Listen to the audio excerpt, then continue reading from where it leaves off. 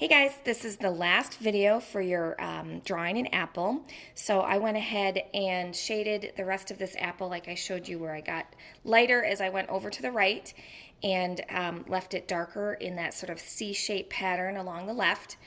The next thing you want to do is take your eraser, and you're actually going to remove some of the pencil from this right side here where the light would be hitting it. So I'm just going to go back over and kind of create almost a reflection on parts of the apple that I really want to be brighter.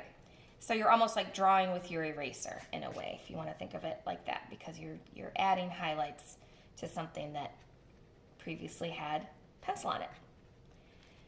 All right, so once you've got this finished, we're going to talk about doing a shadow underneath the apple, and then I'm going to tell you guys a little bit about the assignment to do your what I call superstar apple.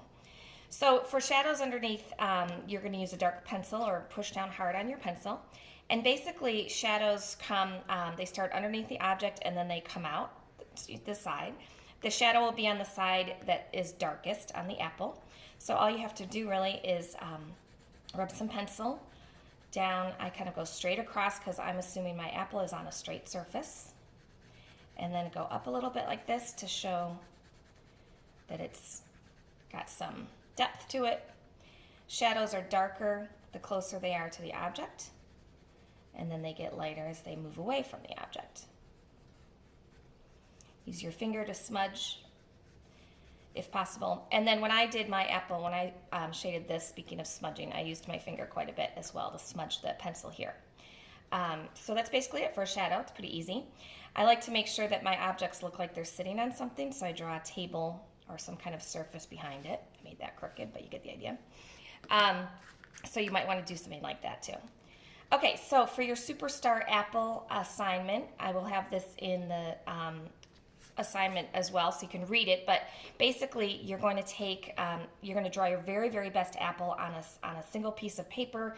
You could use cardboard if you've got cardboard, like a cereal box. You could cut up or something like that to make a nice surface, and then you're going to do your very best apple using color. So these are pencil apples, obviously, but I'd like you to try practicing coloring and shading an apple using what colors you have. So if you've got crayon, try doing a crayon shaded one. If you've got colored pencil, try that.